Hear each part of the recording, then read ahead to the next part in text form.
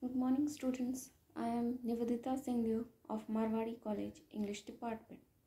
Today, I am going to take your online classes for elective English, that is of 100 marks.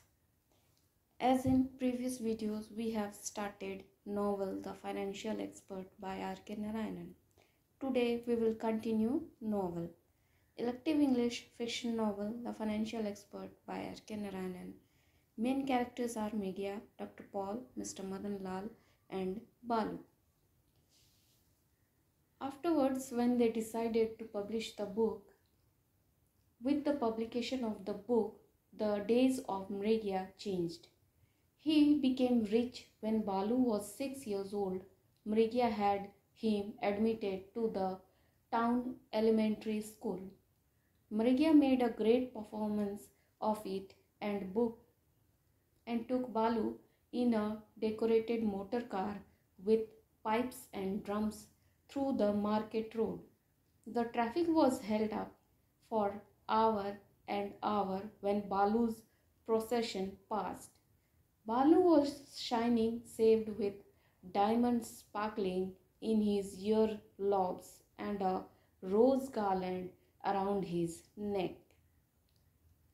Meghya and his brother walked in front of the car, and he had invited a few citizens of the road to go up with his mass well.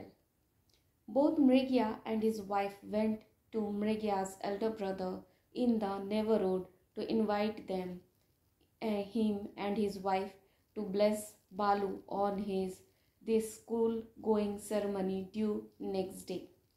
They asked the whole of the elder brother's family to come to them and have a meal with them. Meghya's brother and 7 of his children came and presided over the function. He presented young Balu with a silver box. At the sight of it, Meghya felt very proud and moved. He asked his son to protect himself before his uncle ceremoniously and receive his blessings. Balu had a special standing in the school, for Meghya was the school secretary. Teachers trembled before him, and the headmaster stood aside while he passed. They knew Meghya was a powerful man and also that he could be a pleased and kindly man who listened to their troubles when they met him at home to discuss small promotions or redress. He listened to them most alternatively and promised to do his best, but hardly remembered anything of it next moment. In the school too, headmaster would praise Balu. At the end of the term, Balu came home with his progress card marked 0. Meghya was much troubled. He was a busy businessman who could not afford time for unprofitable honorary work, but he felt he ought to sacrifice himself for the sake of his son's education, progress. He wanted Balu to grow up into an educated man, graduating out of a college and probably for higher studies to Europe or America, and became a high-ranking officer. Meghya picked up a home tutor for him for the betterment of Balu. It was Mr. Murthy, the arithmetic and English teacher, and an old man who always carried cane in his hand, who was engaged by Meghya as a tutor for Balu. Murthy was only too happy to accept this job since he earned only 25 rupees at school, and the 10 rupees that Meghya arbitrarily offered him was most welcome, as was the perpetual contact he would have with the secretary of the school board day in and day out. It enhanced his status at the school among his colleagues and also with the headmaster, who, if he wanted to sound the secretary's state of mind over any important question at school, called aside Murthy and spoke to him in whispers. Murthy had no good control over Balu, who was the only son of Mrigya, and he could be easily removed on a single complaint. So he gave him many gifts of sweets and pencils and rubbers if he did a sum well, and forbore his mischiefs and treated him generally as a friend. The scheme worked, and the boy Balu progressed steadily from class to class and reached the fourth form. Mrigya had converted the small room into a study room for Balu.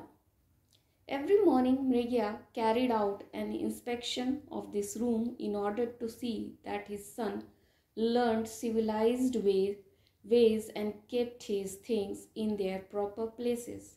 But he always found his books scattered on the floor and his little desk full of stones, feathers, cigarette foils, and empty packets.